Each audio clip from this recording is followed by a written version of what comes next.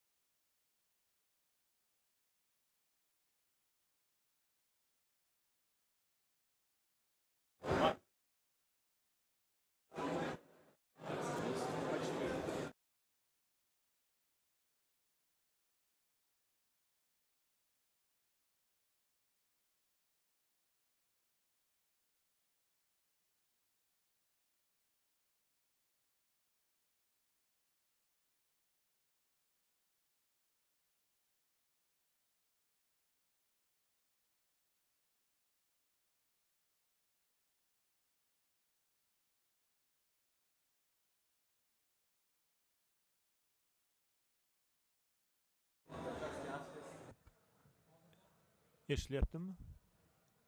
Eshitilyaptimi? Hello, 1 2 3 4 5 8.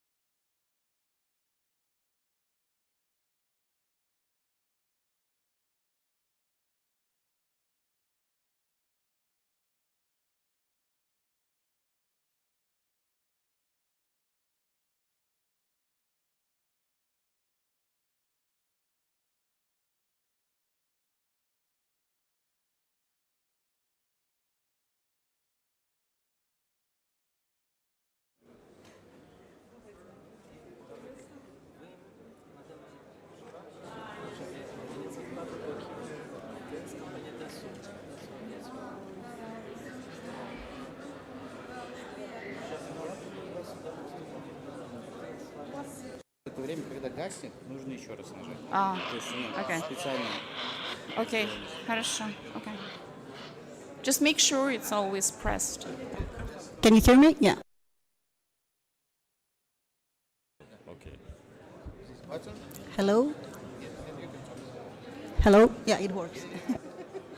Just a little bit louder. Да, выключать и включать или оставить? Не, вы просто нажмите, она через какое-то время, если вот это потухает, Всё.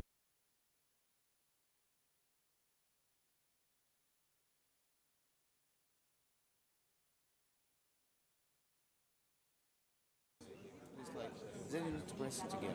Sometimes it happens. Okay. It's like after.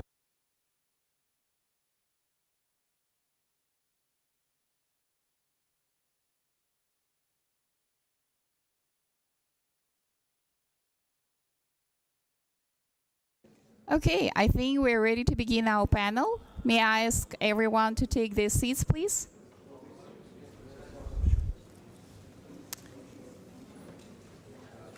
Well, thank Раз.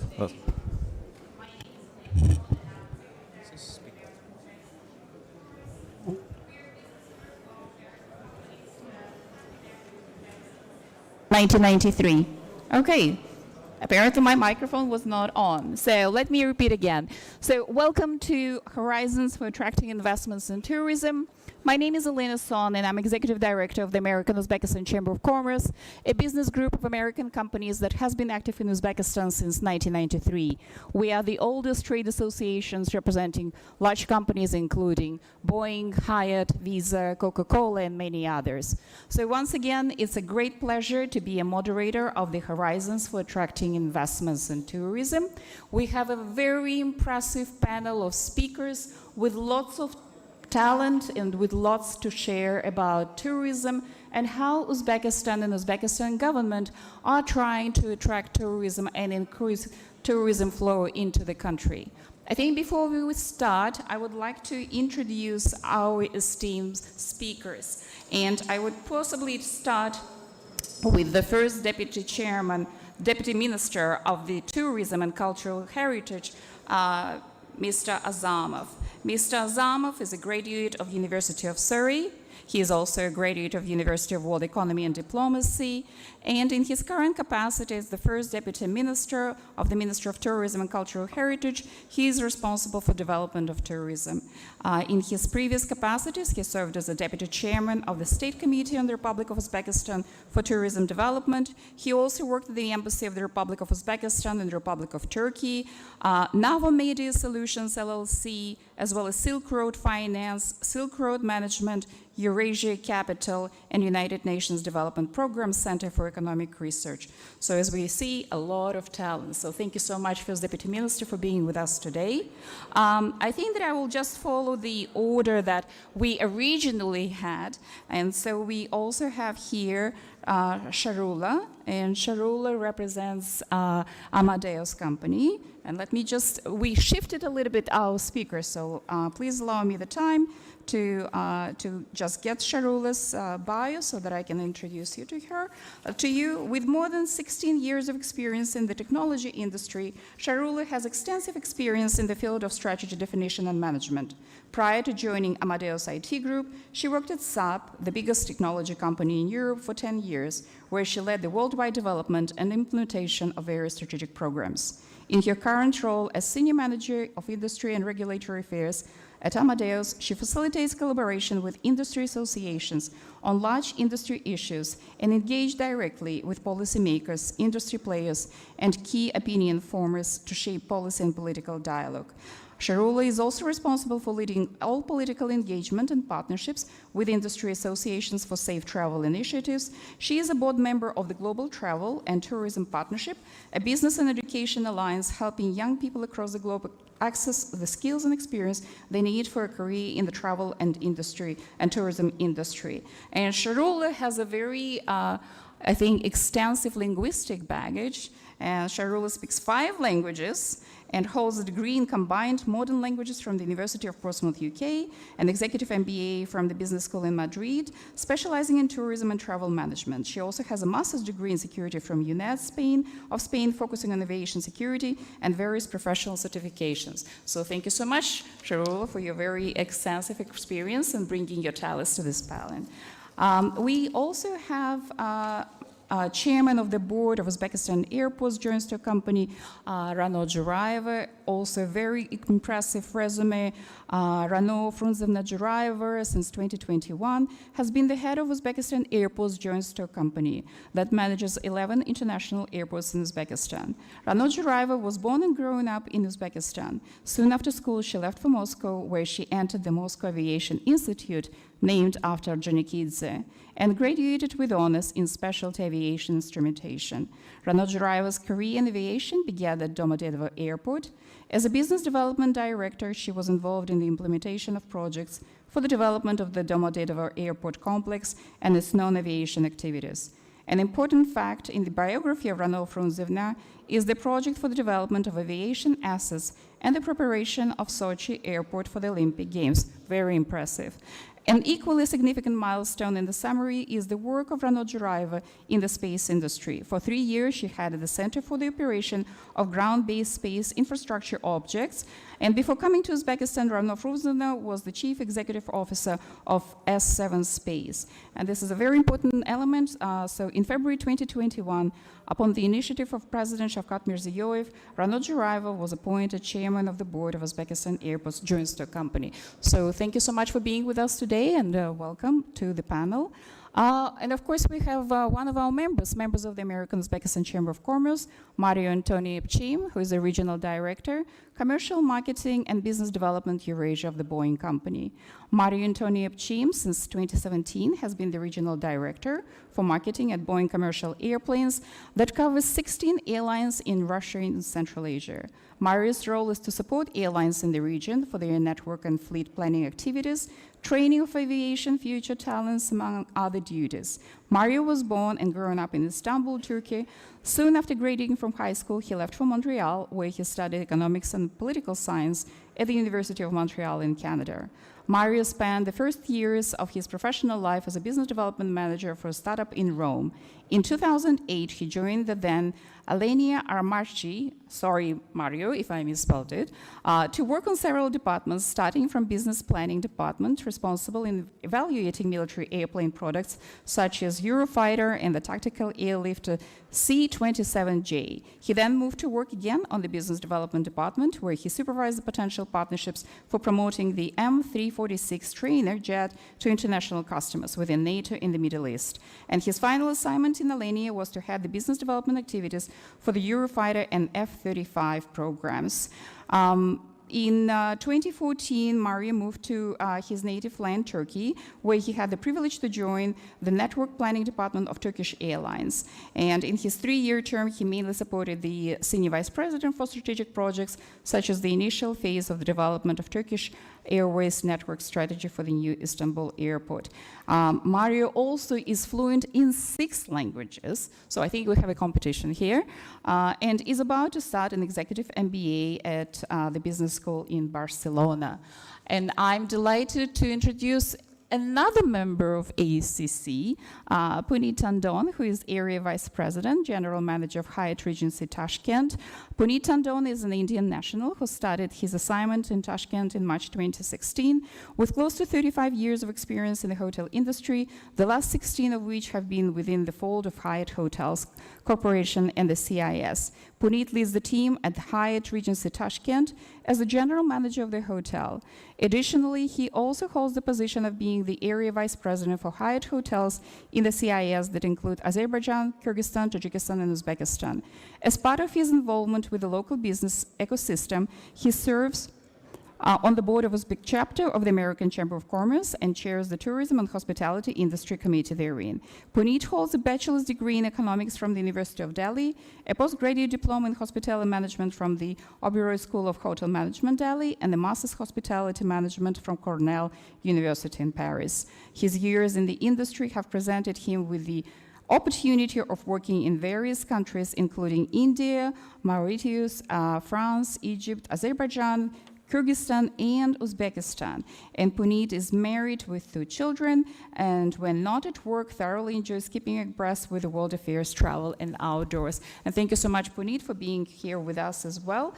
We are delighted to have the director of the investment agency, Mr. Ulugbek Kasim Hadjaev. And Ulugbek Kasim Hadjaev also has a very outstanding professional career. He was advisor to the Minister of Public Education, founder and director of the Tashkent International University of Education, first deputy chairman of the State Committee for Tourism Development, owner of Mlanik Real Estate Investments in the USA, Director VVG of Real Estate Investments again in the USA, Director of Hollywood Beach Hotels in the US, Professor Barry University in the US, Chief Specialist at the Cabinet of Ministers of the Republic of Uzbekistan, and leading specialist of the Governor's Office in Andijan region. And in terms of education, again, Mr. Kasim Hadjaev has a very impressive education portfolio, bachelor's degree from Pace University of the US and master's degree of Barry University in the US. So once again, let's welcome our speakers today. Let's welcome our panelists. And I, with you, look forward to a very engaging panel discussion. It's tourism, right? So I think that before we go into the panel discussion and to the questions and answers, we would like each of our panelists to start with a very powerful opening as to why they're here and what is the most critical message they would like to deliver on their sector. So please. Thank you very much. Yeah, my name is Ulugbek Azamov. I'm First Deputy Minister for Tourism and Cultural Heritage. Thank you for your kind introduction, and on behalf of our ministry, I thank you for your attendance.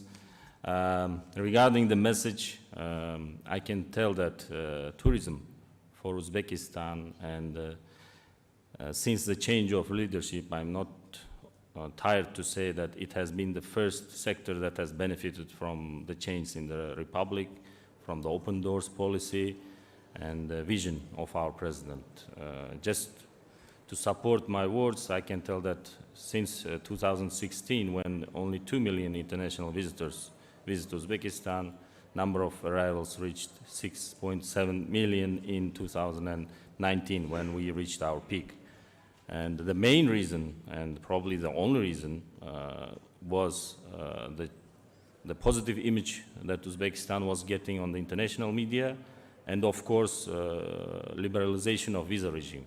Now we have 90 countries, citizens of whom can visit visa-free, 57 countries whose citizens can get visas issued electronically.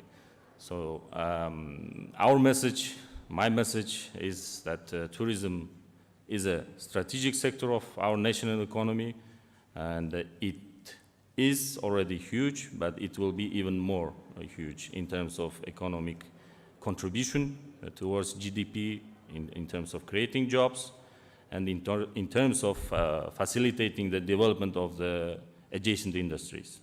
So that's the main message from me. Well, it's a very powerful message. So thank you so much for delivering it. I would like to go and allow Sharula, please. Hi, hello everyone. It's a pleasure to be here. Since I represent the lesser-known organization, please let me introduce to Amadeus. If you're an avid traveler, you most probably have used our services in the past without knowing it. So we are a technology company dedicated to the travel industry. We are helping key players in the travel and tourism industry to sell their services and operate their processes. And we do that on a truly global scale. In 2019, we processed 642 million bookings, and our systems processed 1.9 billion passengers across the world. Forbes has recognized us one of the top software companies in the world, and we have been included in the Dow Jones Sustainability Index for 8 years in a row. Our workforce counts about 19,000 professionals, representing an average of 150 nationalities. Now, picture Wimbledon Stadium in the UK. Our employees could fill the stadium and we would still need more seats for everyone. Now, our customers include travel agencies, online and offline, whether it's for tourism or business travel. Airlines, we count about 464 airlines. And as of November 4, we count Uzbekistan Airways as one of our customers. We work with 132 airport operators in the world and over 1 million hotel properties and many other businesses in the industry. We have been conducting extensive research on traveler trends and what tourists want, and we have a very good understanding. And we combine this a lot with innovation. We are passionate about innovation. Since 2004, we have invested 8.2 billion euros in research and development to help us achieve our vision, which is shape the future of travel. So thank you so much, very impressive, and we look forward to more investments into Uzbekistan. So hopefully that will result in more technology. Chairwoman Juraeva, you're the frontliner, so what's your message to the audience? Прежде всего, спасибо большое за... First of all, thanks for invitation to take part in this panel. Thanks, Yelena, for presentation of me. I would like to congratulate everyone that this first investment forum is organized in this grandiose event. It's very important for the development of the country. Many people came here to see and can see how the Uzbekistan is developing. And of course, as for our panel, it's quite interesting since Uzbekistan is practically each of its region is interesting from its geographic point of view, since it is they are historically valuable and interesting places which should everyone visit at least once in life. And of course, I represent here the Uzbekistan Airports Joint Stock Company. Uzbekistan Airports possess all airports in Uzbekistan. There are of which 11. They're all international airports, and they are located in each region. And we now manage these airports. And of course, the role of the airports is to ensure the comfortable conditions to attract tourists. I think this is one of the first steps in order to develop tourism. Many elements of this task needs to be in place. I think that in principle, the country's leadership and the president, the Ministry of Development of Tourism, they're all making huge efforts to create comfortable conditions to attract tourists. Of course, we have developed the strategy of developing each airport, since I don't know that the pearl is Samarkand, Bukhara, Khiva. I cannot say that there are no pearls in Fergana Valley. Each airport and each region are very interesting. There are interesting touristic places and ancient places with their, museums, open air museums. These are with history and legends. There are interesting museums. And therefore, on our part, it's very important to create comfortable conditions for each passenger so that they feel comfortable, so they could travel to Samarkand or to other places. So that's our main task. Driver, and I think before we proceed, can we have one headset, please, for Harula? Can we have one headset? Thank you. All right, and I actually like the logical chain. So we started with the tourism development, we started with the regulator, then we booked a ticket by using the online system. We arrived at the airport, but then we need an airplane, right? So Boeing, Mario, please, what's your statement? You need to fly because, Exactly. as President and the panelists said, the location of Uzbekistan is a bit challenging, but also rewarding, and we'll come on that. But my name is Mario. Thanks again, Elena, for the kind presentation. It's always an honor to be part of distinguished panels. My last one was in 2018, again in Tashkent, when they organized at the Hyatt transportation and international corridors in Central Asia. So it's nice to be back. And so I represent Boeing. Boeing was always here since the independence with our 57, 67s, and now the Dreamliners, the 787 airplane. I hope each of you had the opportunity to take that airplane either from out to Tashkent or anywhere in the world. And so this is why it's nice to be back again as the Boeing company. And tourism is really important because it brings a lot of, it generates not only revenues, but also employment. And as the president said, the next 5 years, employment will be very important, and employment also in gender differentiation. And that's a good opportunity to make work also women in this sector. So this is really important, and we will be very happy to continue our partnership with the country to generate tourism. But we're not only doing airplanes, we are also a provider of digital services in a different way than Amadeus.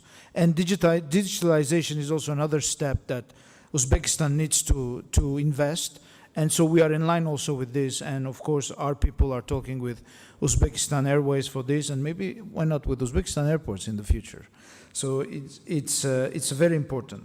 So why tourism is important? Because it generates almost 10% of the global GDP. And you need to be very good in three things that Uzbekistan is doing very well.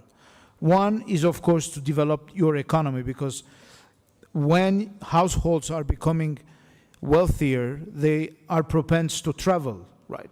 To travel either by car, by train, or by planes, right? So, and this triggers a lot the local economy, which is really good. The other thing that also the president mentioned, and you also mentioned, is that the ease of travel coming with the ease of bureaucracy is key, right? You have now a policy that you allow to 90 countries to get easier visa or not a visa. And I myself witnessed that back in 2018. The first day I come here, it was January 2018, and I had to have a visa as a Turkish citizen. A month after, I came without a visa. And when you look how this impacted the airline industry, I would say that before 2018, Uzbekistan Airways or Turkish Airlines would fly with smaller airplanes. Today, they both fly with wide bodies, which is really important. That generates market. Third thing to say is that you need to offer more connections, and this is why airplanes are really needed. It's not that we are very happy to sell airplanes, but because we know that that triggers a lot of wealth to a country. It brings more people not only to visit the beauty of Samarkand and Bukhara, but also make business, right? We are in a conference that talks about investment. Although there are progress in meeting virtually, a face-to-face meeting is always different. And thanks to our airplanes and other airplanes in the industry, this is very easy. So, and infrastructures, and here we have the head of Uzbekistan Airports. I would like to congratulate you for the opening of Samarkand Airport, a very key airport at the right momentum, and I hope you'll see the fruits of that investment. And inshallah, a new terminal in Tashkent in the near future. So when we look a bit, the question was, where would be the new potential, right? Because the potential, it's not only in the hinterland of Uzbekistan and Central Asia, I would say, but the data shows us that there are very interesting countries that you still need to go and chase. And when I say chase, it's to promote Uzbekistan, to be able to connect those countries. When we look at the data and we take only the connecting passengers, because when you have direct flight, you don't need to look at that because you are already flying there. But when you see that in the same markets, you have people who are connecting from other sides of the world, that means that you are lacking something, right? And it's good because there is potential. It's bad because maybe you need more assets. And we'll come on that later. Thank you. You know, I'm beginning to more and more like this discussion because after COVID, we felt all isolated and sitting in our homes, in front of our desks, in front of our kitchen counters. And all of a sudden, we're now talking about connections and adding more destinations and improving the airports. So there is another pleasure when it comes to tourism, which is a hotel, a luxury hotel stay. And Puneet, what's your message to the audience? First of all, thank you, Elena, for your introduction. I think from my side, it's very selfish and very straightforward. Tourism is important because it keeps me in employment. So if people are not traveling, they don't require to stay in hotels.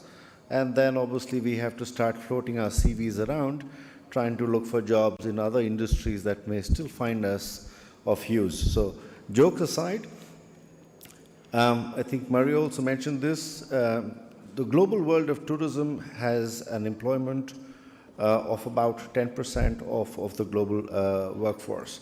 That is the power of tourism, and this is just direct. The moment that you start broadening the base and start looking at all those employments that are from the secondary and the tertiary layers, it's a huge industry that we are speaking about. And for us as Hyatt, privileged to be here in Uzbekistan since 2016, and much of what we will speak in the next part of the conversation, I have personally witnessed it. So what I'm going to be speaking about is not a hearsay and not something that one has read. I have lived this dream, so to say. And when I look at the times ahead, I can only view it with a lot of optimism because there are almost all those important ingredients that make the Uzbek plov such a remarkable delicacy that we've got in the tourism industry here. And yeah, with a lot of optimism and looking forward to the times ahead.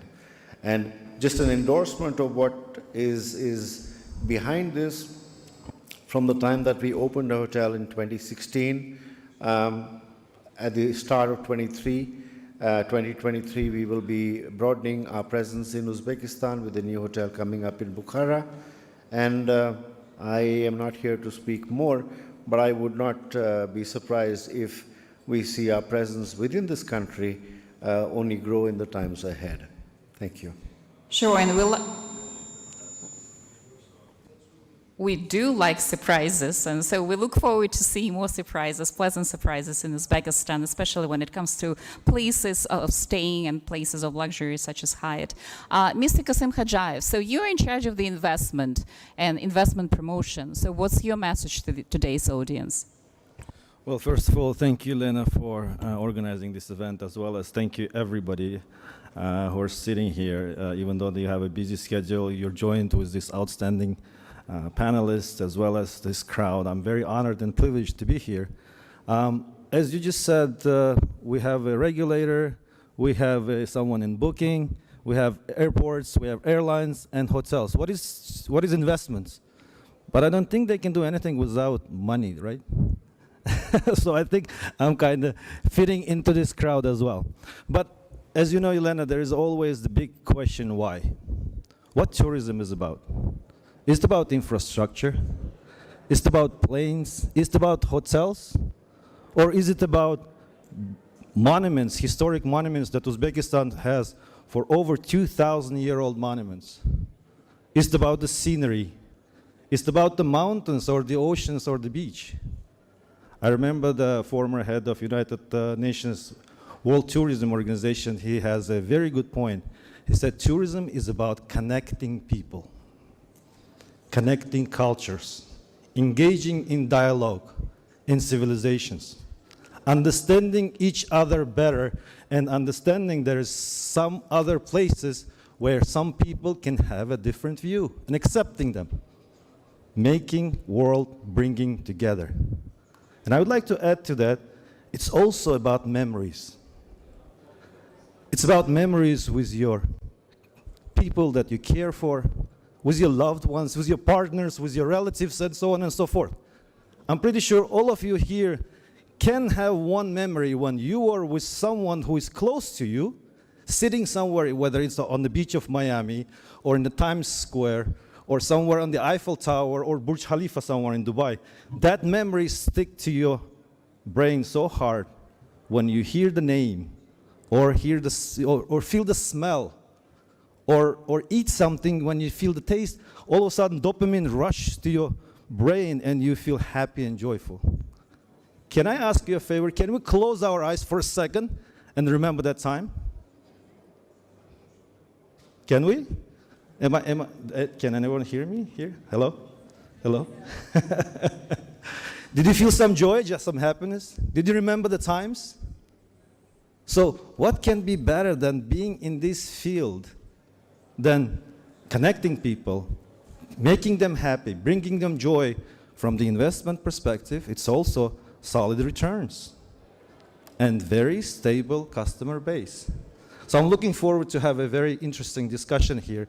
Again, thank you all. Welcome to Uzbekistan. I hope you will have time to visit our beautiful cities, Samarkand, Bukhara, Khiva, and as Rana Opa said, maybe Fergana Valley as well. Please enjoy your stay, have fun, and come back over and over. Thank you. Thank you. And this was not only a powerful opening, but also a powerful closing. But we still have time to continue with our panel. Absolutely. So the way we structured our discussion today is that each of our panelists proposed 5 questions that are frequently asked by people in the business community or in the social circles. And so what we're going to do is we're going to ask each question to the panelists, and each one of them will respond within 2 minutes. So we have a lot of questions to digest. And let's start with First Deputy Minister Azamov. So why one should choose Uzbekistan as a tourist destination, and what is the importance of tourism industry to Uzbekistan? Yeah, I think we have partially answered to that question, but when it comes to Uzbekistan, first of all, our strongest probably offering would be our cities, historical cities, 4 cities which are listed on the World UNESCO Heritage List. As Mr. Kasamwajav mentioned, it's Samarkand, Bukhara, Khiva, and Shahrisabz. Besides that, we are, as our His Excellency Mr. President mentioned, we are a nation of 35 million with different culture, ethnicities. Even the silk patterns in regions of Uzbekistan are different if you visit our regions. So it's different cultures, ethnicities, it's opportunity to experience way of life of a country which we are already offering in regions. And Uzbekistan, as we mentioned earlier, has been on the agenda of international media, and one of the most powerful messages was that it's a safe country. It's safe, you feel yourself comfortable, and there will be not anywhere in Uzbekistan you will be safe during the night while you are traveling. So we are, for instance, we are lighting up Khiva, so you could see all the monuments with lighting. And why it's important, tourism, as we mentioned, it's very important in terms of economy. However, we have a great potential for growth. With 6.7 million tourists, we only earned $1.3 billion US, which is still huge, which is comparable to our manufacturing industries, which was comparable to textiles, but textiles took over.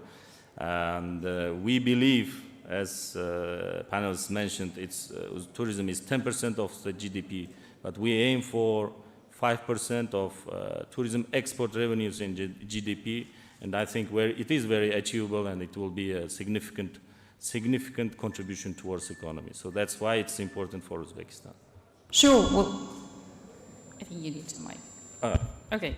So thank you so much for providing your point of view. And you talked about the money, and Mr. Kasim Khajayev also posed the question of show me the money. So, and Harula in her presentation talked about the money, but let's talk more specifically. Can technology help Uzbekistan attract more visitors? It absolutely can, through various ways. I will focus on one for today. So imagine Vanessa and Alessia, two friends flying from New York to Tashkent.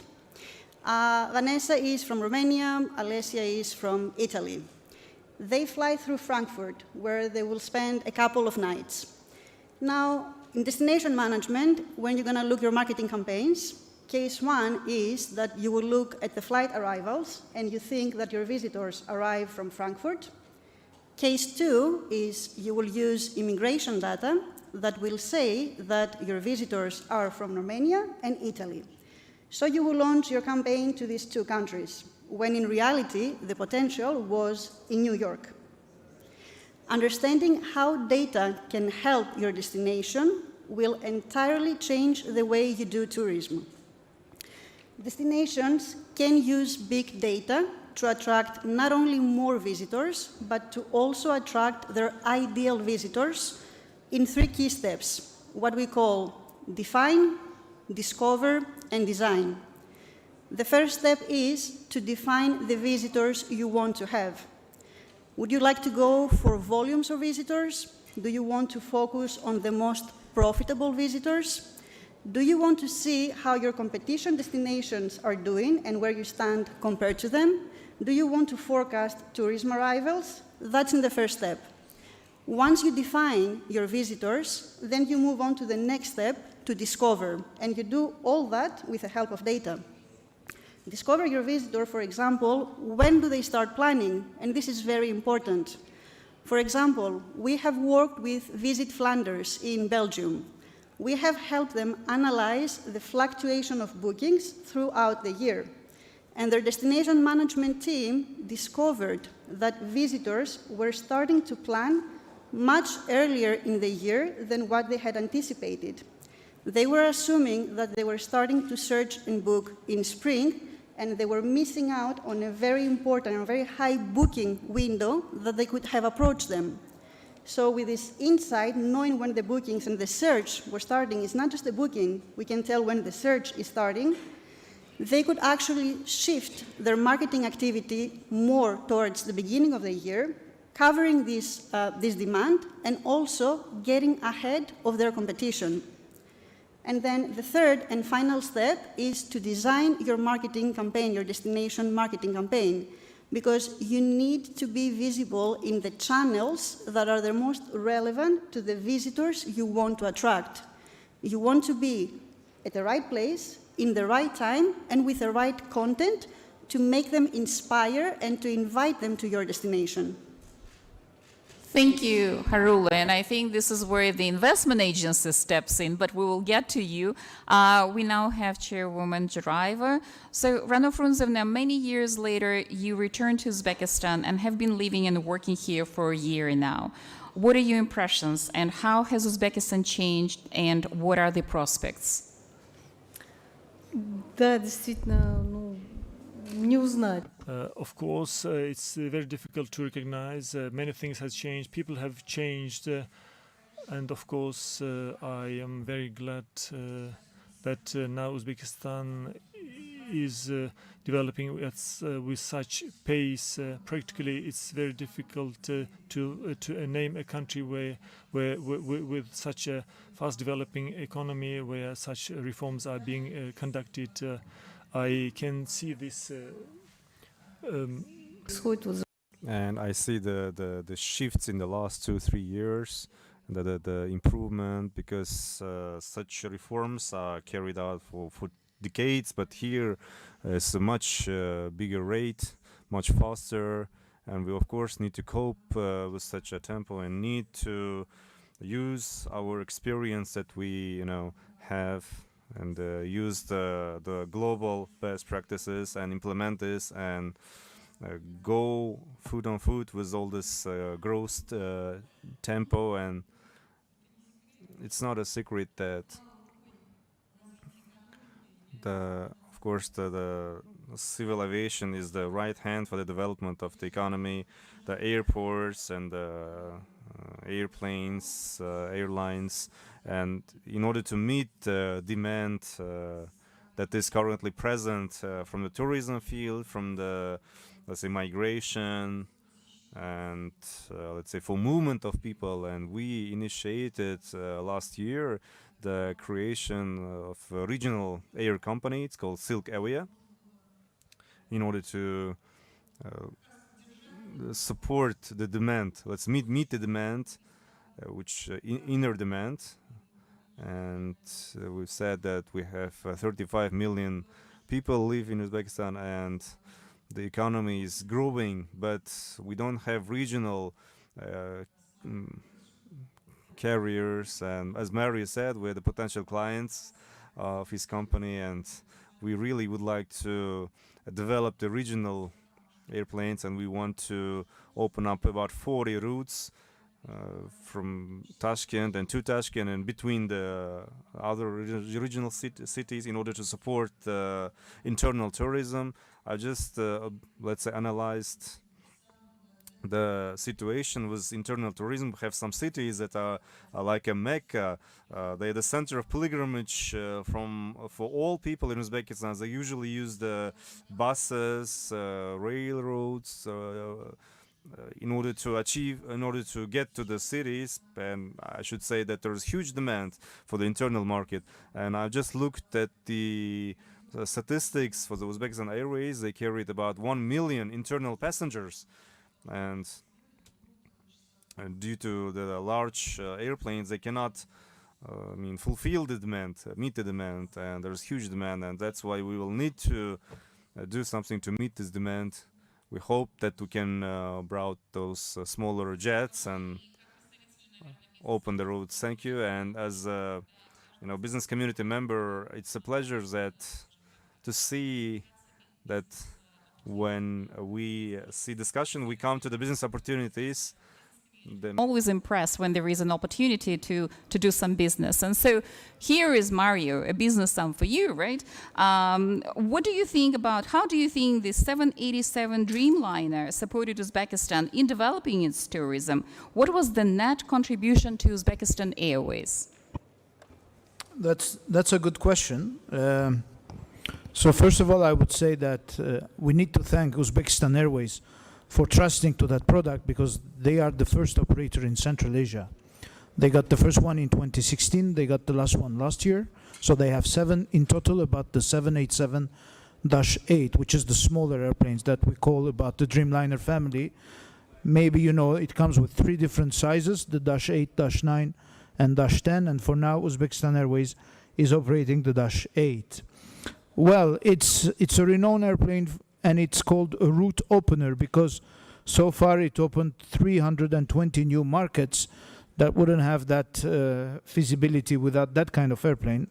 And this is why we called it route opener. And I believe if we want to go back to the example that Harula mentioned with Alessia and Vanessa from New York. So imagine that in 2016, when those 2 friends wanted to come to Tashkent from New York, they were supposed to go only via one connecting city. Thanks to the 787, in 2017, they have started to fly directly to Tashkent. And when you look at the numbers, so I'll give you several numbers. First of all, the number of people who traveled between Tashkent and JFK, and this is data coming from one data source, tripled compared to 2020.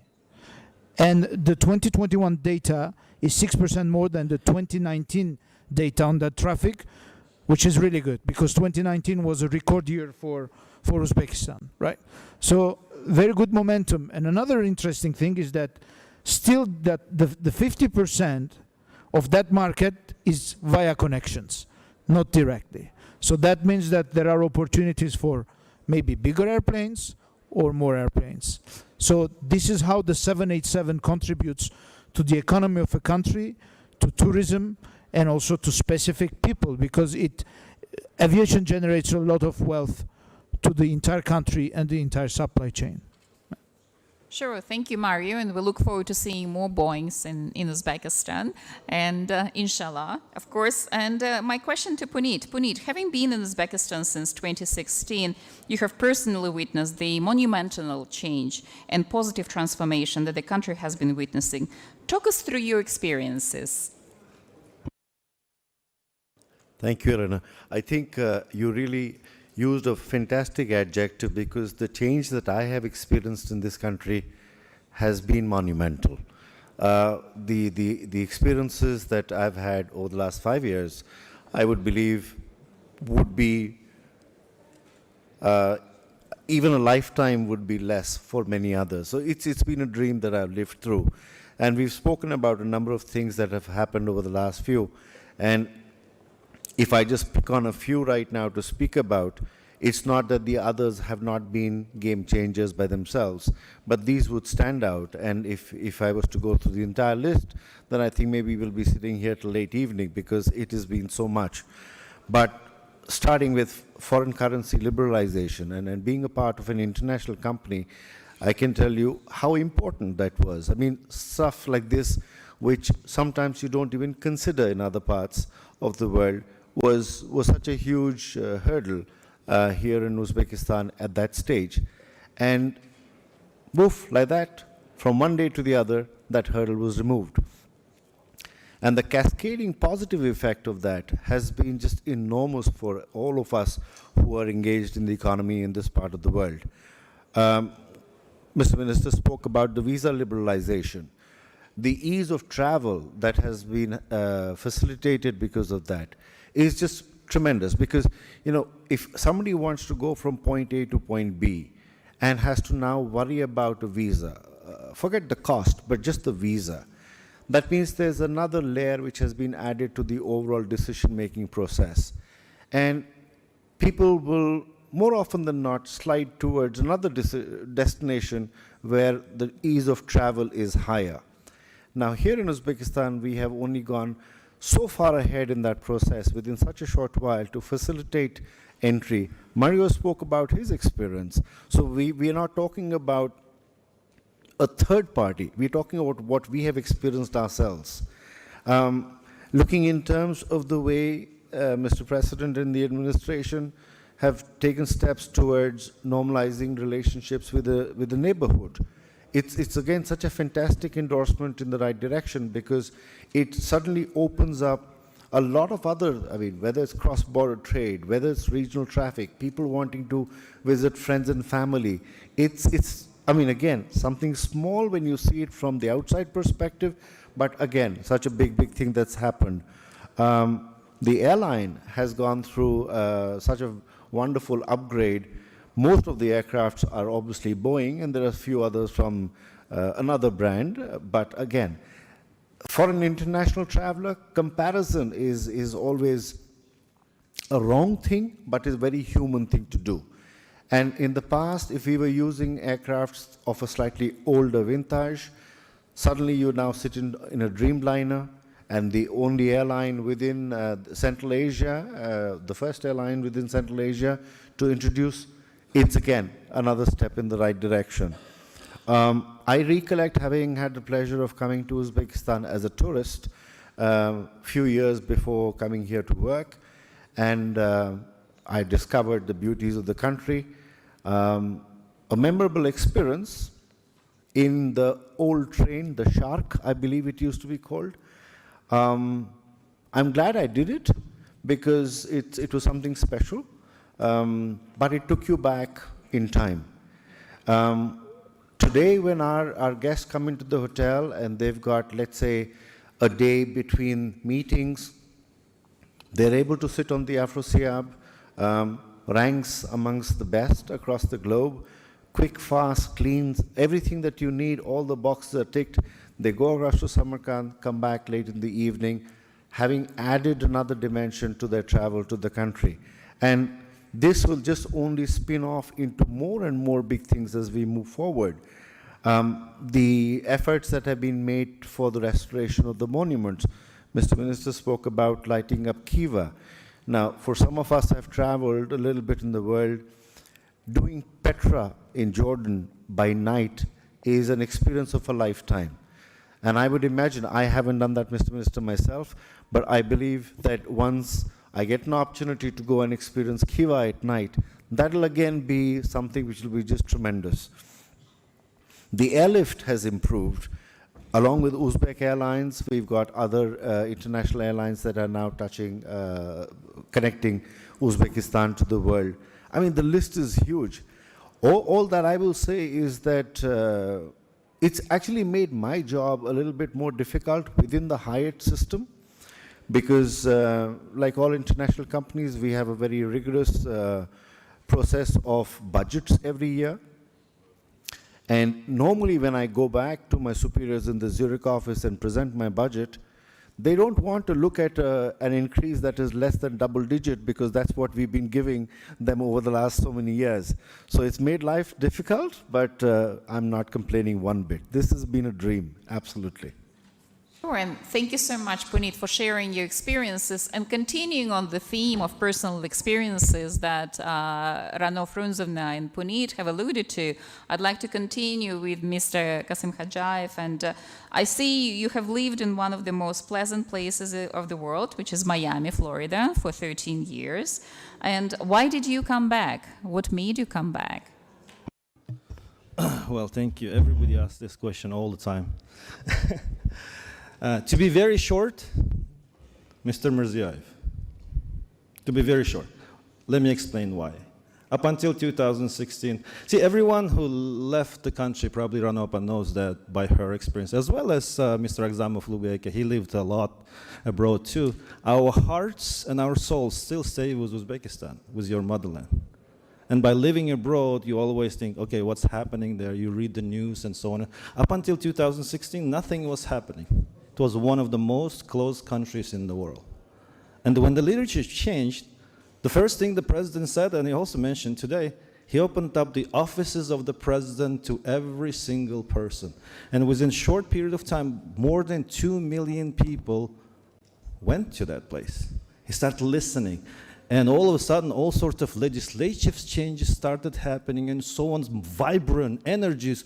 Such a burst of energy happened in Uzbekistan in all spheres.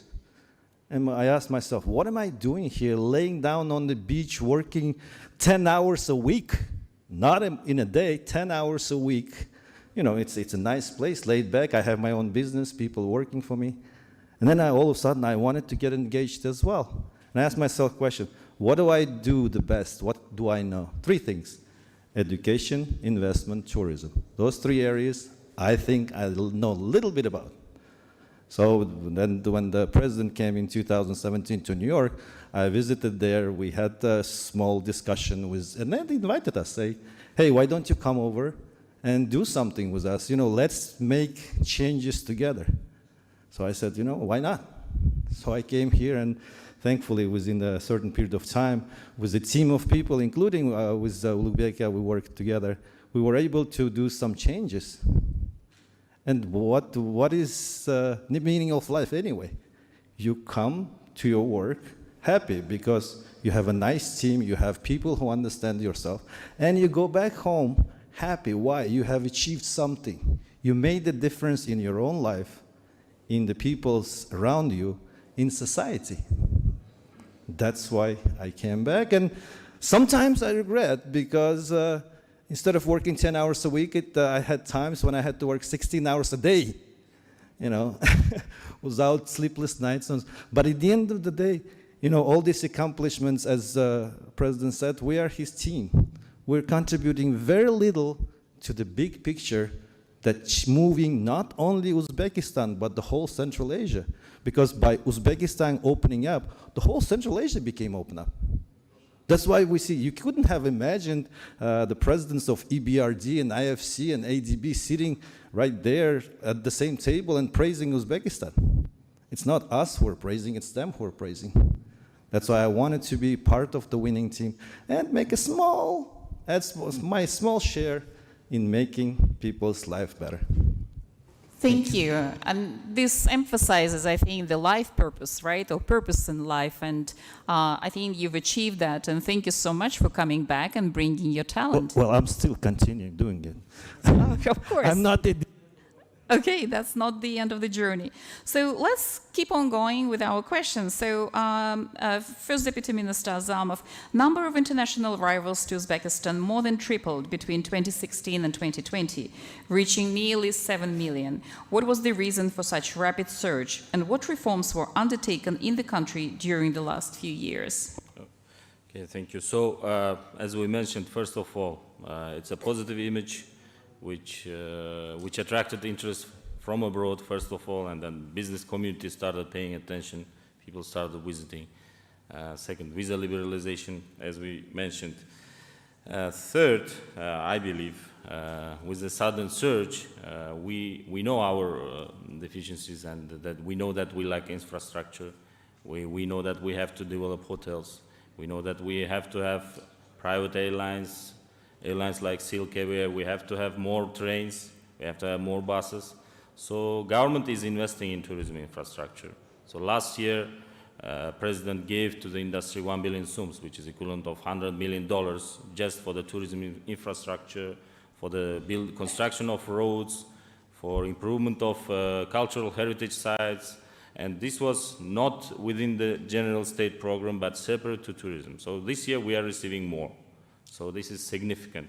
Besides that, once you have sudden surge, then you need people, you need hotels, and first of all hotels, because even during the peak in 2019, while we asked the hotel occupancy rates in Samarkand, some told me that it's 110%. Are you taking notes? He knows his firsthand. Then I asked the manager of Hyatt, commercial director. She said that in October they had 17 red days, which means hotel is fully booked, and other hotels that they would recommend are also fully booked. So this is our shortages, even still now. So these days, both Hilton and Hyatt are full. And that's why state is subsidizing hotel construction. Of course, it's luxury hotels. For luxury hotels, we have the preferential customs treatment, but it's basically in the regions, it's 3-4-star hotels where a state approximately subsidizes 20-25% of construction cost. Besides that, there is subsidy system for the first 3 years for bringing international brands. If they are in top 50, then state just subsidizes the $200 per room for 3-star and $400 per room for 4-star hotel. And this is a working scheme. That's how we hope to raise the quality of service. And it has been mentioned, and I think among ongoing reforms, among the most important reforms that have been carried out, it's aviation industry, definitely.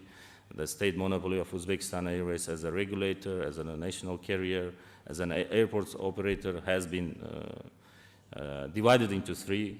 That's how we have Ms. Juraeva, who is professional running this area, and that's why we have new airport in Samarkand. It has resulted in a new airport which has been developed, reconstructed under PPP model.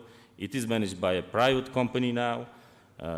We have new airlines, private airlines in Khanochar. We have new airlines in Silkave and Khumoyer.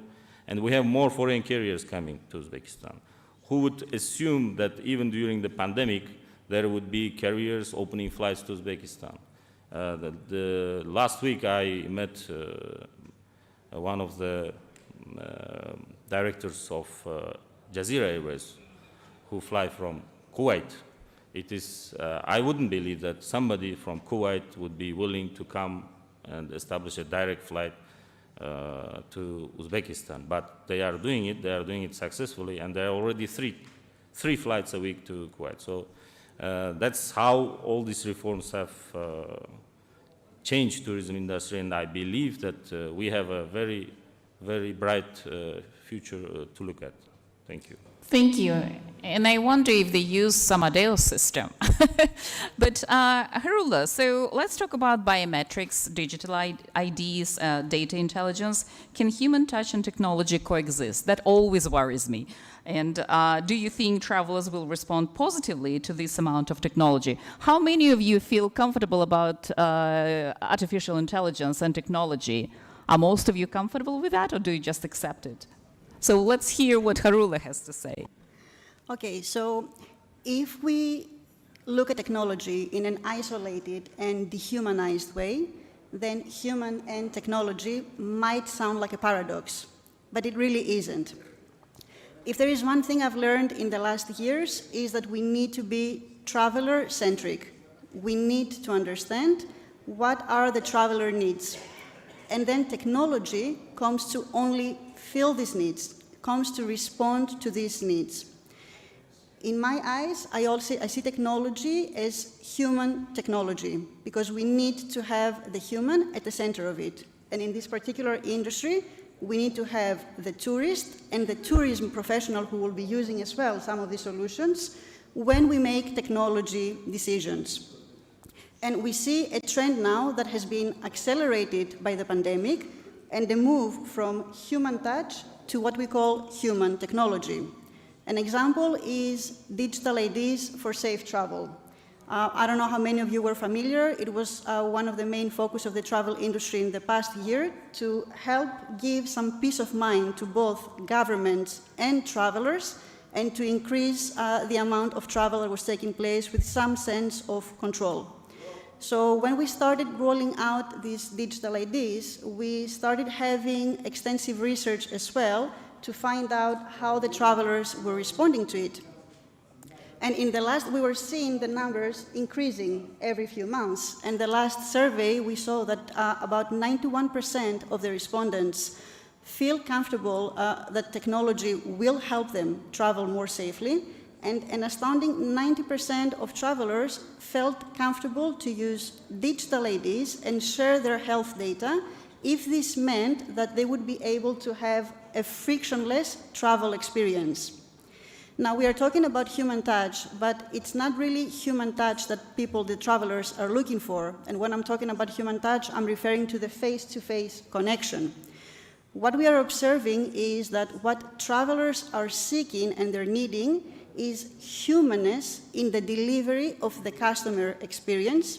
And this is something that technology can help provide, because it frees up time from the tourism professionals to have more meaningful and helpful interactions with the visitors.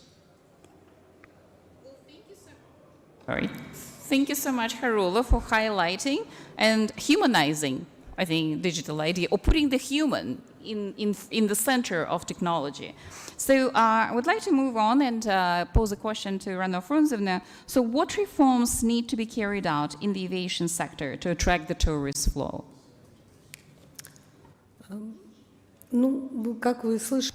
As you heard, we have recently opened Samarkand Airport.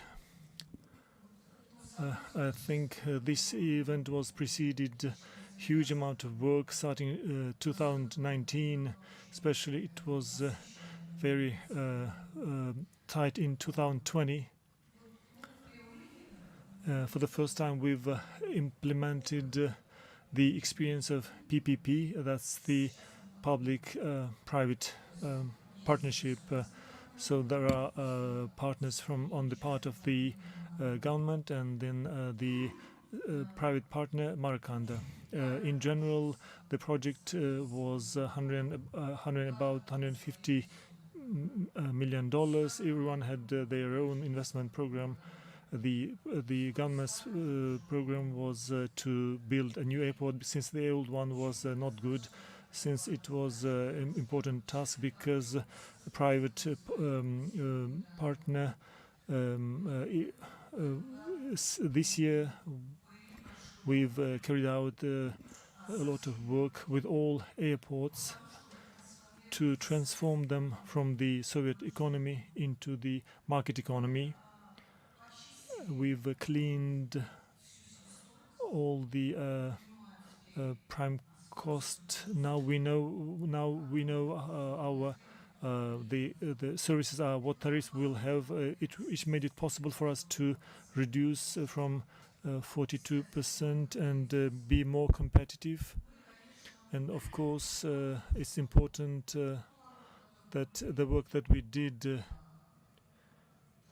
to transform the economy and to predict the demand for each airport and as for the international and the domestic airports to contact investors and then in the form of long-term loans or in the form of JVs or in the form of PPP.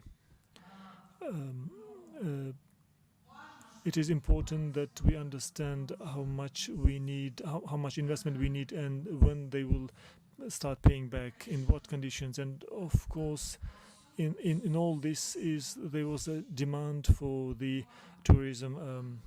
We know who these tourists are, where they come from, what they are interested in, and of course, what air companies will deliver them to our airport. Of course, we make such international hubs where let's say, could travel from one city to another city and then or leave for other country from some airports. So these flows were analyzed, and the experience of other tourist countries were also researched, and we've also looked at we also looked at what are important for those companies to attract them to our country. And of course, what I said, so we are conducting the transformation reforms. This makes it possible to reduce our prices to attract them, so that we are more competitive compared to other tourist destinations in terms of fuel that we need to. It's the main component of the air flights. So we've done work in this regard, and so we made our proposal more efficient, and there's less not the speed of servicing the passengers, the flow of passengers. For example, last year it was 2 hours. Now it is about it's less double, about 40 minutes. In terms of international standards, we are doing very well.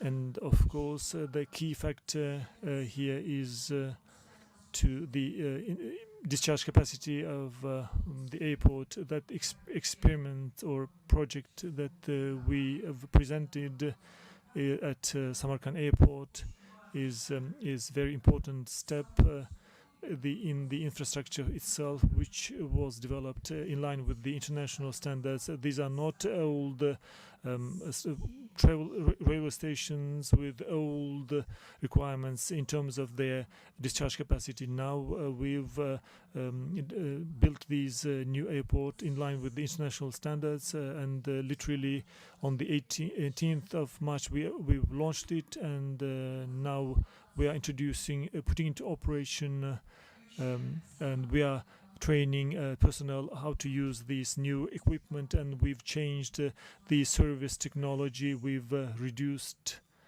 the stages of servicing the passengers thanks to introducing of a new methodology of customs control and border control and passenger check-in. We've changed it, and then so we've simplified it, and I think starting from the 1st of April we will start functioning and servicing these international flights. The same thing needs to be done. So we've prepared a project in Bukhara. So we'll put it for a tender on PPP basis. So about $150 million. About 60 million will be covered by attracting investments. So where they will build a passenger terminal. So the state will. So we prepare the same project for Khiva and Urgench. So this year we want to put for tender 2 projects, which it's very important for us to speed up this process and then to create a more attractive. Thanks a lot. You've just become like privy to the nuances and to the unique information that was shared about the airports and how the airports actually approach investments as well as their customer base. So thank you. Mario, question to you. What would be the next step for the Uzbek aviation to support intra-regional tourism development? And the development of low-cost carriers are a key contributor to tourism development. How would this impact aviation in Uzbekistan? Very good question again, because I think it takes account into all the messages that come from the audience. My fellow colleague from the investment agency said, come and come and come often, right? But in order to be able to come often, you need to have the money first as a household. This is good news because the center of gravity of the economy is shifting from the west to east. So you are well located in terms of attracting future investments that, as we said at the beginning, will enable households, normal households, to get more money to invest more on their travel, right? However, still, maybe not everyone would afford a business class or a prime class. So what do you need then if you want to trigger that market which is keen to travel? Imagine if you know that you can travel to Samarkand from Istanbul without a request of visa. You can decide on a Thursday evening to fly on a Friday morning with an LCC to spend a weekend in Samarkand and fly back to Istanbul on Sunday. And you saw one beautiful city in the world, in your life, with a tight budget, which is really good, right? So LCCs, we see that they are gaining momentum, and we expect that they will get at least 30% of the ASKs in 20 years, right? This is really important. And in Europe, in some other part of the world, that is a tremendous important trend for enabling people to travel, right? And we see that trend also becoming popular here in the region with Fly Aristan, for example, but also we need to praise and give credit to Uzbekistan Airways, who recently launched, like 6 months ago, Uzbekistan Express. So there is a good path, and also you mentioned about other private airlines that could embrace that model, right? But in order to be able to embrace that model, you need to be competitive, and to be able to be competitive, you need a good asset. And, I'm Boeing, and we have the high-capacity 737-8 that Ryanair is operating in Europe, and the CEO of Ryanair called this airplane the game changer, because you can fit 200 seats in that airplane and travel with a good amount of range. And so imagine that airplane being operated from Tashkent, Bukhara, Samarkand, Urgench in the future. So LCC, you should focus on that, and we are here, of course, to help you in terms of asset. Well, wonderful. Let's hope that, inshallah, we'll see more LCCs in Uzbekistan. Puneet, so question to you. With the ambitious targets that the country has set for tourism growth, when seen from this backdrop, which aspects need to be kept in mind for the next stage in the life of the industry? Thank you, Elena. Obviously, what we are experiencing is just one stage in the continuum of growth. And over the last couple of years, I would believe that we've got a number of roadblocks now in the right place, and it's only onwards. I think Uzbekistan, from my experience of having traveled a little bit in the world, is amongst those countries that's really blessed with hospitality that is sincere and genuine. I mean, you do not see the smiles in my team, and it's across other hospitality providers, that is coming on the face with the motivation of a gratuity. It is coming from the heart. And that has such a huge impact on any traveler, because that's what we spoke about, the human touch. We've got a young population in the country which is well educated, which is ambitious, which is aspirational. We've got a lot of very, very nice educational institutions that are also preparing the young generation into the world of hospitality through focused programs. But unfortunately, the gestation period is a little bit too long because normal education takes 4 years. With the growth that we've seen in the industry and the targets that Mr. Minister spoke about, the gap between skilled manpower, the availability and the requirement is already pretty big. And if we have to reach the heights that we are aiming for, then at the end of the day, in our line of work, it's the people that deliver and that make the difference.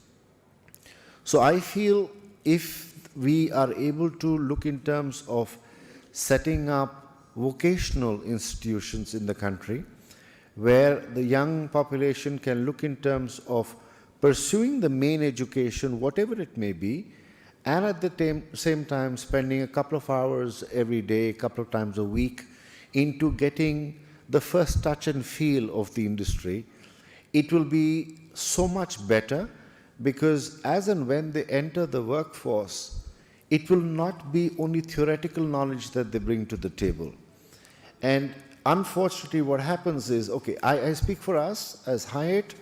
I would say that being a company that's been in hospitality for the last 75 years, we've got over 1,200 hotels in 70-odd countries. We've got the depth of being able to train people and make them grow as they move forward. Within our hotel here itself, we've got one dedicated individual who is the manager for learning and development. And all that lady does throughout the 9 hours of the day is just spend time with the team on different courses, complaint handling, etc., which is our value addition to them. Because obviously it is also in our selfish interest to ensure that our colleagues represent the Hyatt level when they interact with our guests. Being a part of a large establishment, we have constantly invited experts from other Hyatt properties to come and work with us to train our associates. We've sent a number of wonderful Uzbek colleagues to our sister properties so that they can get international benchmarking. Now, we can do that, but the reality of Uzbekistan, like many other destinations, is that the industry is very fragmented, and you've got a lot of individual hotel operators. Now, it is only logical that they will not have the same ability or the latitude to do what we do. So I would say that for us at Hyatt, we more often than not, we hire for attitude and we teach the skill. It takes longer, but we are able to do it because we have the wherewithal. But if I was to look at the entire hospitality map within the country, with so many individual hotels out there, I'm not so sure that they have such abilities. Hence, if we have vocational institutes here within the country, I think we will be doing great value addition both to the workforce as well as to the ultimate customer experience. I would really say that that would be the number one item that I would, as a player in this industry, look forwards to. Selfishly, having seen the wonderful airport which has come up in Samarkand, ma'am, I feel jealous that Tashkent is not at that level as yet. And again, inshallah, that'll change, because once again, you know, the airport tends to become the visiting card of a destination. It's the first moment of the truth of the experience when you enter a country. And as we grow and we welcome people from different parts of the world, the arrival and departure experience is what first is the first impression, and the second is what they take with them when they head back home.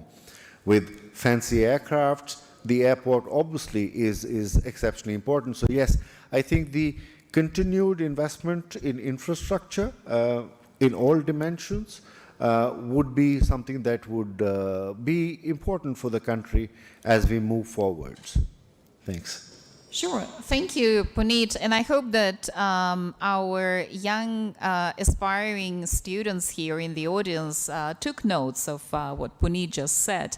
Let's move on to Ulugbek Kasimkhajaev, and I'm going just to combine a few questions into the question that I'm going to pose you. So what do you think the tourism sector, why do you think the tourism sector is important for a country? What does it bring to people? And why should anyone invest in the tourism sector of Uzbekistan? Thank you. I think we have partially answered to this question prior, but if you allow, I want to have a small comment on Puneet's here, if I may. You're absolutely right. Skilled workforce is important. However, right now, we have about 7 colleges which have vocational education, and Ulugbekia probably is going to say that. However, the problem is the salaries. The competition among hoteliers is so fierce. There is so much demand which is coming to Uzbekistan, as Ulugbekia just said. You have red all around the season, even off season. You have red rooms all the time.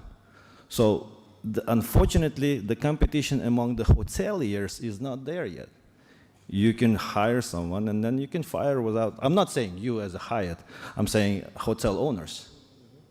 The change in the pace of coming in and out is so big that hotels don't have to even invest in their staff yet.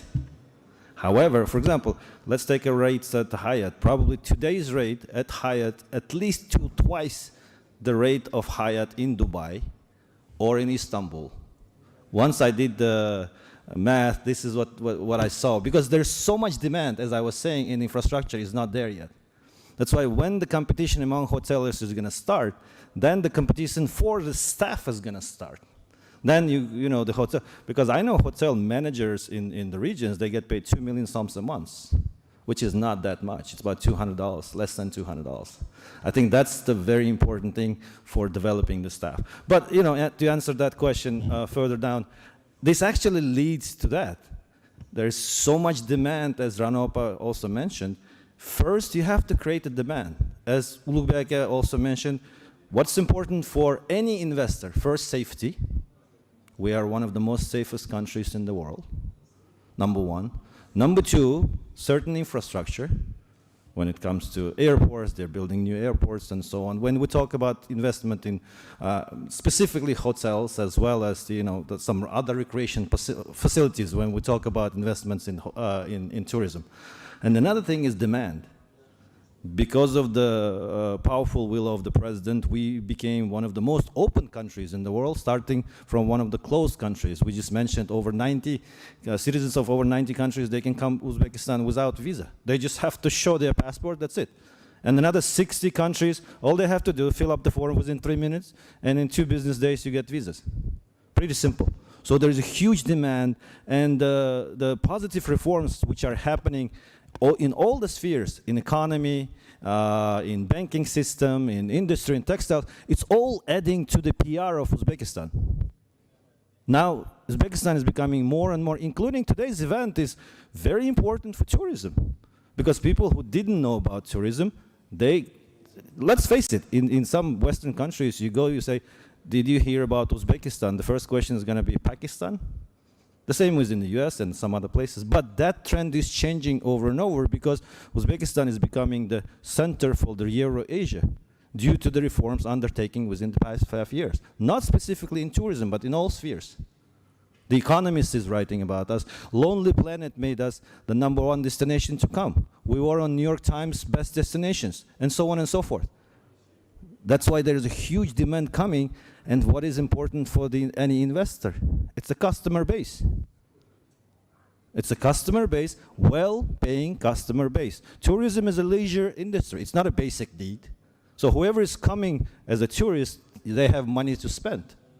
There are different types of tourists, of course, but still, they have extra money to spend. There's so much demand, there's so much need, and more coming. Imagine after this pandemic, everybody is, as you just mentioned, they're all missing travel.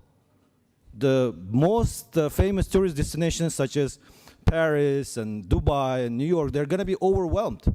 And people are going to start looking for some niche markets, including Uzbekistan. Uzbekistan is a diamond in the rough.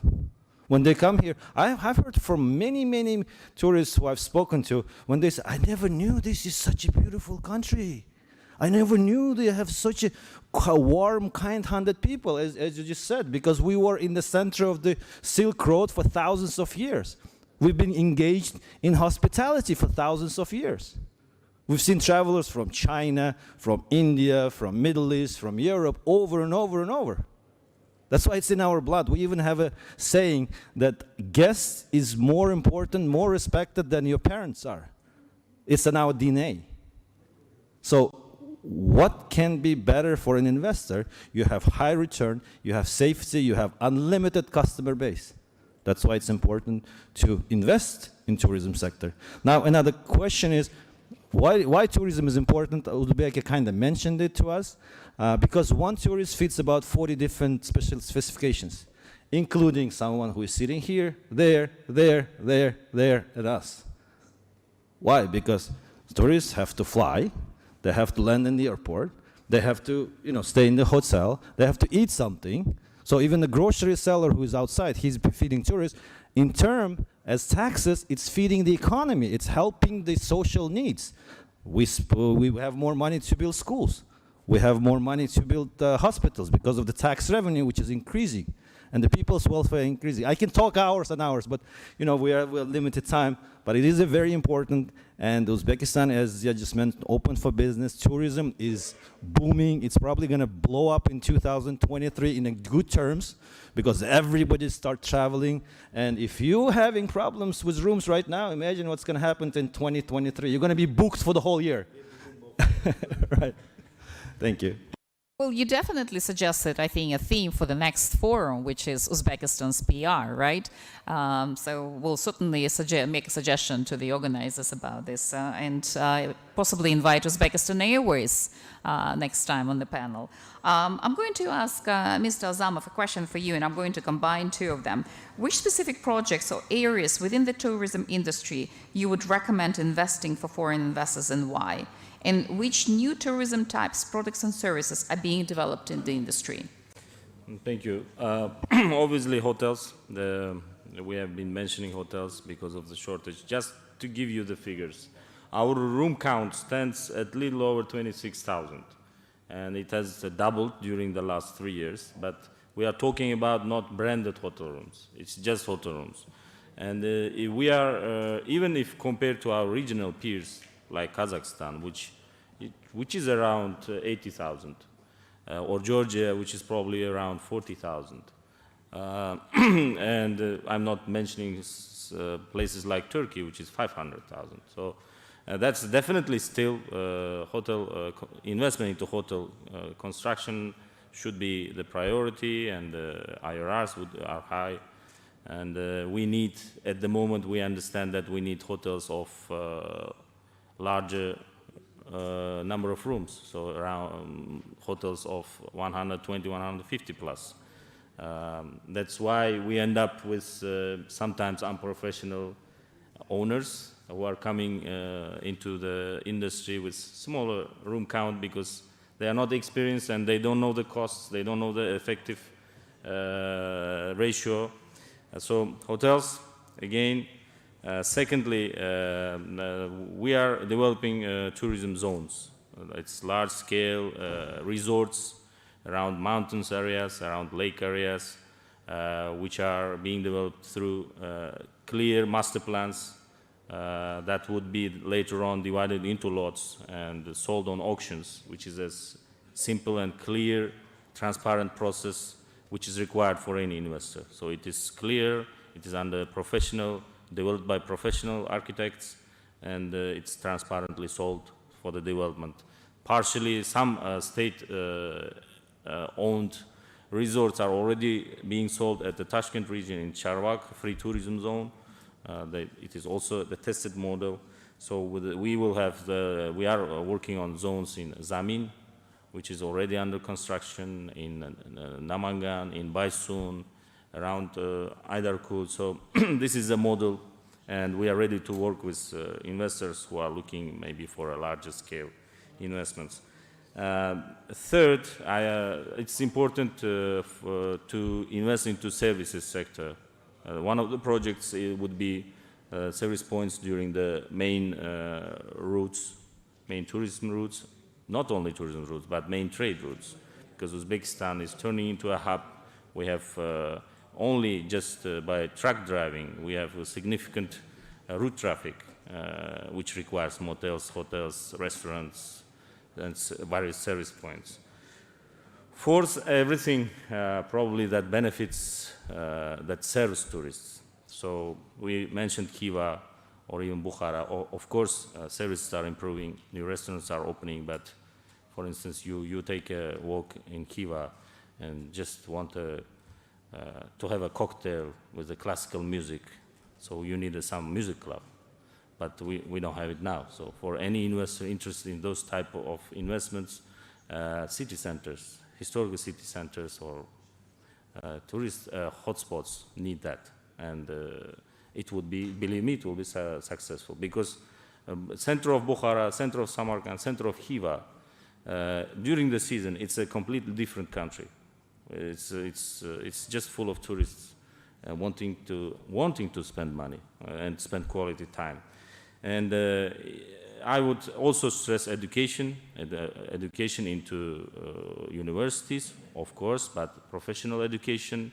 We have, even in this room, people who are already starting professional hotel management school, culinary school, which would train people within the industry or train students who would aspire to work in hotel or hospitality business. We need this, and with the, as today it was mentioned by himself, Mr. President, 35 million with 60% of youth. So that's education would be, I mean, the one of the best investment options. Thank you. Excellent. Yelena, if I may, I truly apologize. I would like to thank anyone. I have a signing ceremony right now in 5 minutes. That's why you have to excuse me. But again, it was a pleasure being here. Everybody, thank you so much for coming. Welcome to Uzbekistan. I'll be seeing you around. I apologize. Yes, and good luck with the signing, and we will continue, I think, with our panelists. So, Harula, what's the value of Amadeus in providing top-notch and highly competitive services to the operators and end users? And what regulatory improvements do you need to expand your operations and attract more tourists to Uzbekistan? So yes, for Amadeus, sitting at the heart of the travel ecosystem, we're taking a very holistic approach at all the companies that are involved in the industry, and we use technology to help them. It goes beyond bookings. It was mentioned earlier how diverse the workforce in the industry is, but also how diverse the different businesses they are. So we have developed solutions that are designed to help you measure your destination performance and see what improvements you might want to make. Solutions that help airlines accurately estimate the amount of fuel they need before each flight, so that they can make make significant savings in fuel emission and costs. Solutions for the airports to reduce the energy consumption at the airport buildings. We are looking, it was mentioned earlier this morning in the session, we are looking into multimodality, because again, we need to look at we want to attract visitors, but we need to be able to offer them a frictionless traveler experience. And we need to, before they make the booking, while they're making the booking, but also while they're in the destination, to make sure that they are able to move around in the best possible way. Now, in terms of regulations, it goes without saying that when a government proposes a regulation, they do that with the best interest of their citizens in mind. So here, the request that we would have is that if they can invite us to have a dialogue with them if the regulation actually affects us, because sometimes we can offer expertise and we can offer a different view of things to do. We can let them know the regulation, how it would impact more players than they might have initially thought, how a potential regulation can actually incur costs to their businesses as well. So in terms of regulation, our request would focus more on, please allow us to discuss it with you and share our feedback. Well, this is the best panel to discuss. I think the message was well received and well heard. Rana Frunzev, now, I have a question for you, and I'm going to combine the two of them. What do you think needs to be done to develop domestic tourism, and do you think Uzbekistan needs to develop transit traffic? Ну, я I think partially said that what we are doing to develop internal tourism, a lot of work is being done to create regional companies, the company which will use 762 70-seat plane. We will try to use them more frequently to fly from one region to another region. I think half of the plane will be filled with internal tourists. Recently, I saw a video of our company, and 50 people. We are building a new hotel next to Khiva, and we've had talked, and then and the next day I made an excursion to Khiva, and what's interesting is that I was there for the first time. Since I was here for a long time, I was shocked that many of our local people from Tashkent have not been to Khiva. It was expensive or difficult to. They were happy for such, not just for team building, but also for this excursion. So next time when in Bukhara, they will also be happy to visit Bukhara. Therefore, I think it is. I think that what has been said now by Kasım Khajayev, who left, that there is huge demand. I think so. We can see that in the queues, both in railway and also at airports. If in 2019, if 300. Despite pandemic, about 1 million passengers. So the demand is not met, both at airports. So they are small airports built in Soviet times. They are not adapted to local the modern requirements, and then most of them are obsolete equipment. And I think airlines. So they are not. So therefore, I think such airports.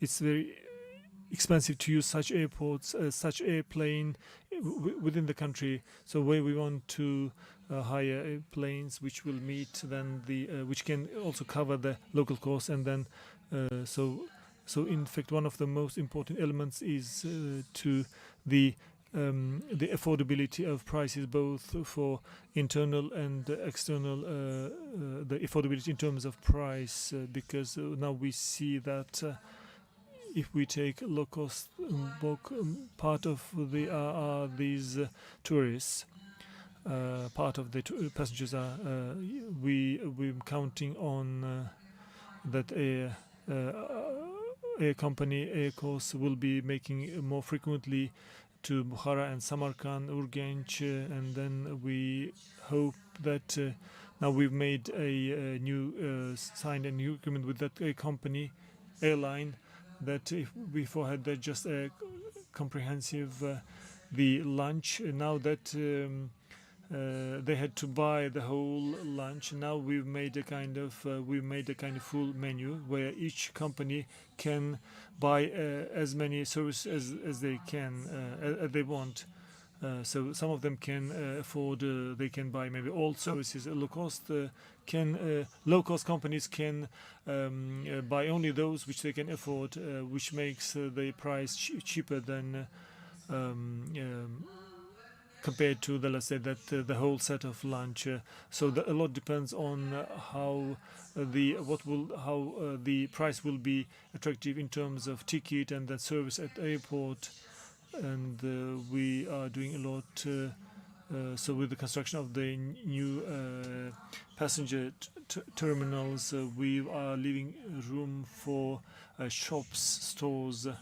Many of them cannot buy, let's say, souvenirs, while in those cities which they could take with themselves before departing the country. So we are creating a kind of stores where they can buy these souvenirs. У них всегда есть This is for those who have not had the chance to buy. Thanks a lot. two questions to you. How Boeing could contribute to a sustainable tourism in general and in Uzbekistan? And what skills are required for aviation professionals that would contribute to the development of domestic tourism? Okay, so I see three questions here, and I'll answer with three different answers. So we would like to promote tourism, but let's not forget that tourism also contributes to CO2 emissions, which means pollutes, right, the environment. And the new trend is, of course, to safeguard the planet. This is why, as a company, we are investing in new technologies on our current platforms in order to be able to have airplanes that are efficient, eco-friendly, burns less fuel when they do the same mission compared to their previous versions, right? This is why the Dreamliner is selected, because it's, let's say, made by composite. It's lighter, but the advantage is that it burns less, right? And the same for the 737-8 high capacity that I was talking when we were talking about the LCCs. Ryanair CEO mentioned it as a game changer, not only because it has more seats and better economics, but it's also an eco-friendly. And you know how Europe is really tight with those environmental policies. So this is why the OEMs, original equipment manufacturers, are investing a lot in new technologies. But again, the gentleman from the investment agency was saying that he was asking you to close your eyes and remember the best moment, right? How many of you have been to Bukhara or Samarkand? Can you raise your hand, please? Good, good. So you have an idea about the atmosphere. So I would like you to close your eyes and imagine the future of aviation with flying taxis. Just close your eyes, see the domes of Samarkand and Bukhara mosques, and look at small objects, autonomous or with pilots, but made by electricity, flying with batteries. So that's the future we are investing. And imagine how ancient and modern technology can have a nice view to tourists, right? And as a tourist, I would prefer to fly and go to a place that is eco-friendly instead of not, right? This is why we decided to invest into this new technology recently. With we have a joint venture called WISC. The prototype is Cora. You can find it on Google. And we invested $450 million to be able to understand, and because we believe there's a future on that. And it will be also the means of transportation between intra-cities, right? So again, close your eyes, imagine Samarkand and flying taxis over the sky. What a beauty. Finally, to be able to support a domestic tourism in terms of aviation, human resource is really important, right? And we discussed about human resource on several aspects. Aviation is really a niche sector, You can learn theory at university, but then it's practice. And it's not only an engineering background that you need to have. With more digitalization, tools are more digitalized. So there are numbers that are outputs, but you need to be able to interpret those numbers. And this requires general culture. If you want to bring people here, you need to understand their culture and why they would like to come here. Not because it's cheap, right? That's the wrong message.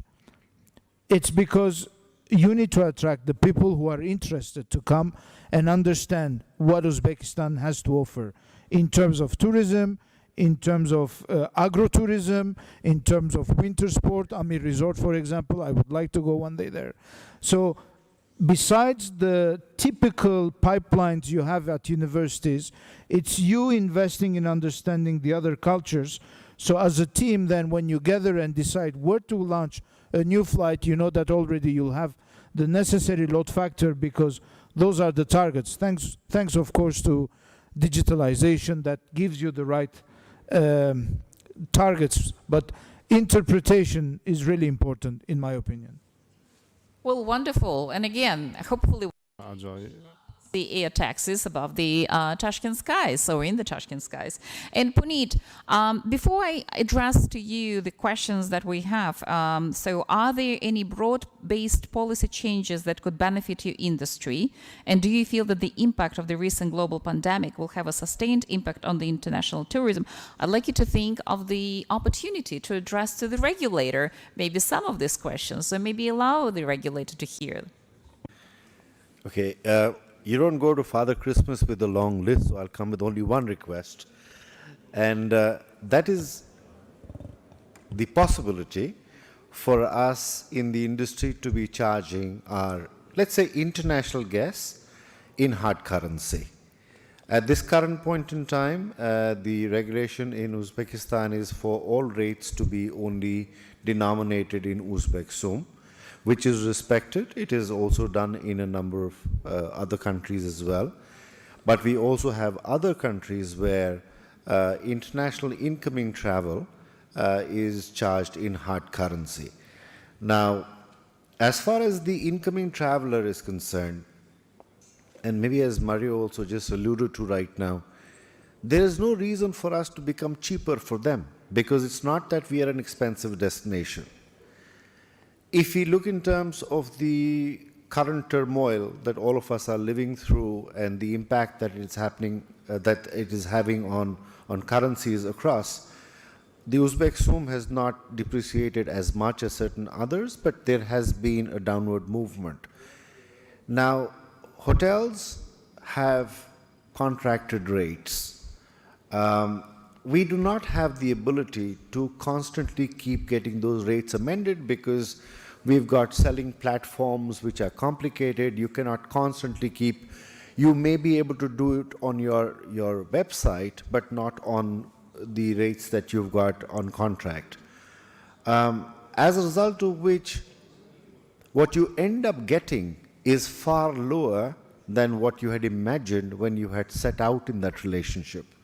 And as our fellow panelist was mentioning earlier about the pressure on payroll, I think there are always two sides to the coin. If a hotel is not able to make money, it will not be able to spend the money.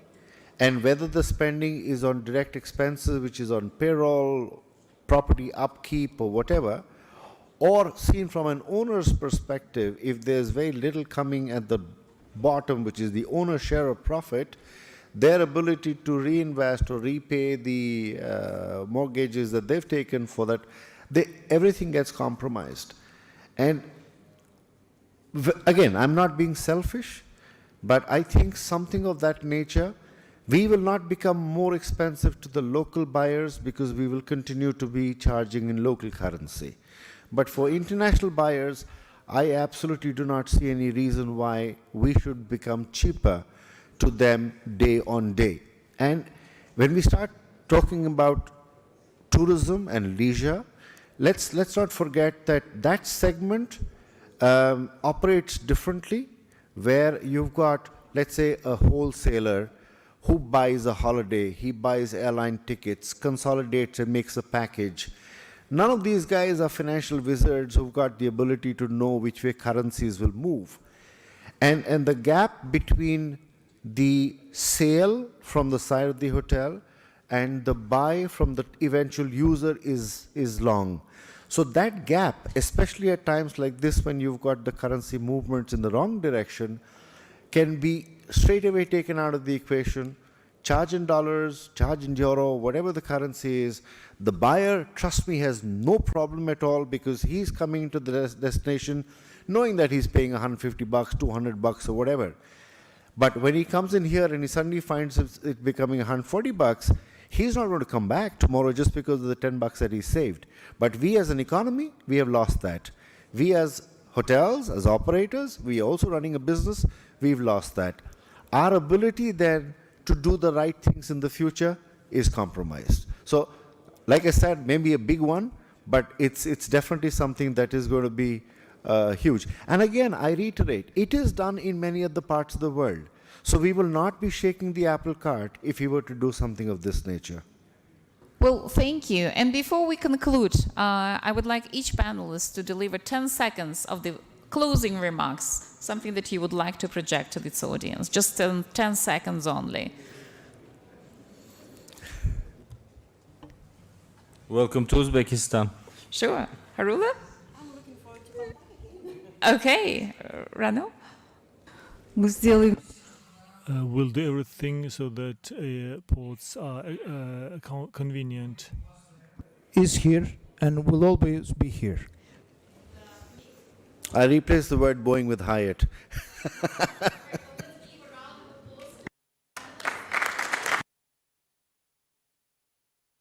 There is an opportunity to network in the hallways of this symposium theater. Thank you, venue. Thank you. And join AUCC if you're an American company. We always look forward to growing our membership.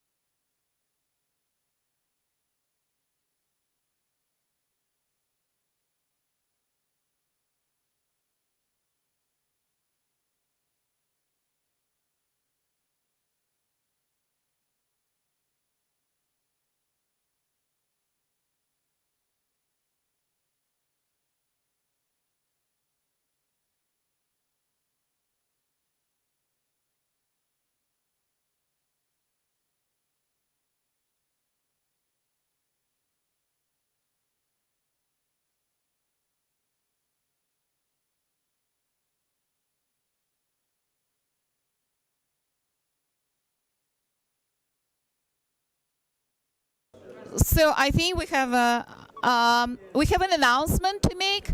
Maybe next time we can make a tourism symposium or tourism summit.